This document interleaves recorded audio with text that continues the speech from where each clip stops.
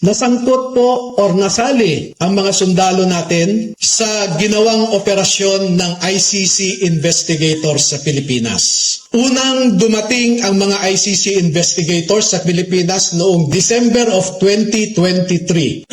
At bago mag-December 2023 ay inutusan sila na magpapalit ng peso to dollars. Dalawang maleta na ang bawat maleta ay may nilalaman na 56 million pesos. Kaya nakapagpalit sila ng equivalent to $2 million.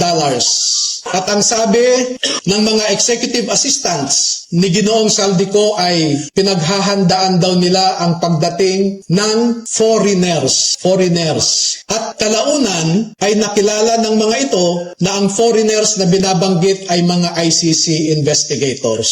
At nakapaloob dito na ang ginawa nila ay mag-interview ng mga witnesses na ipinapaarating sa kanila ni Sunny Trillanes. Wala silang ibang in-interview na mga witnesses kundi ang mga tao lamang na pinapadala ni Sunny Trillanes. At ibinigay kay Sunny Trillanes ang pondo para sa pag-asikaso sa mga ICC investigators na ito. Kaya naman po, lahat ng sasakyan na ginamit, lahat ng hotel accommodations ay sinagot ni Saldico at saka ni Sunny Trillanes. Napansin din po nila na lahat ng mga pag-interview ng ICC investigators ay sa mga pribadong lugar. Wala man lang government office. At makikita po ninyo ang madalas na pag-deliver nila ng mali-maleta at minsan mga paper bags naman na mga pera patungo sa mga nag-aalaga sa ICC investigators. Lahat ng pagkain nila, lahat ng ginamit nilang sasakyan, lahat ng hotel, lahat ng mga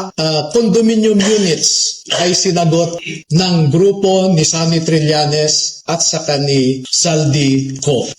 At bilang isang abogado po ay nababahala ako dito. Dahil ang sarili kong konklusyon na hindi naman nilahad ng mga sundalo na ito dito sa affidavit nila. Pero bilang isang abogado ay nakikita ko ang isang mabigat na suliranin ng isang third world country na katulad natin na siya lamang pinag-iinitan ng mga ICC. Hindi nila kayang ipatupad ang kanilang orders sa mga mayayaman na bansa.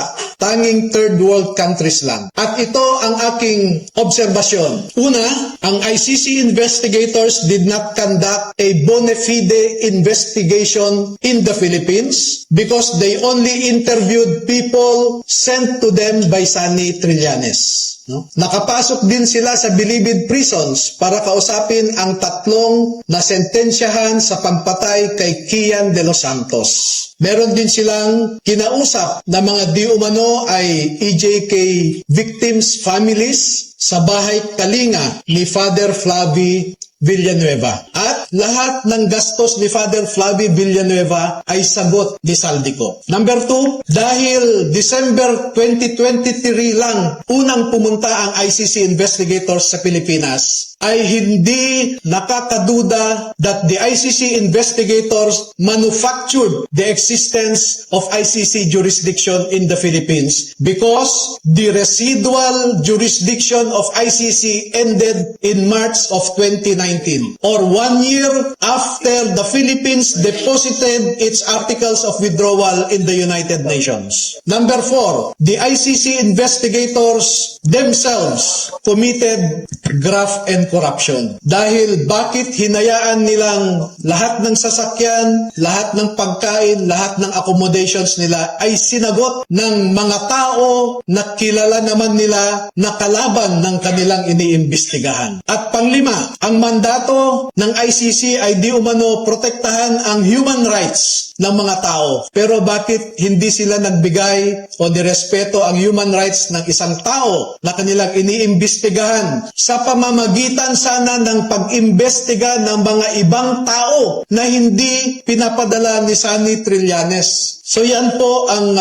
buod ng kanilang affidavit. At una ko nang ipaalam sa inyo na bago po kami magbigay ng buong kopya sa inyong lahat, ay pahintulutan muna ninyo kami na isumite ito sa Office of the Ombudsman para makita natin kung umaandar pa ang sistema sa Office of the Ombudsman. Dahil isa ang ngayong ombudsman natin na binanggit dito sa affidavit. Pangalawa ay magsusumiti rin kami sa ICC mismo para malaman ng ICC so that ICC will know how the ICC investigators conducted themselves in the Philippines. At panghuli ay magbibigay kami ng kopya sa lahat ng embahada ng mga bansa na kasapi sa ICC para malaman nila kung paano gumalaw ang ICC. Alam naman natin na bawat bansang miyembro dyan ay nagko-contribute sa ICC. Pero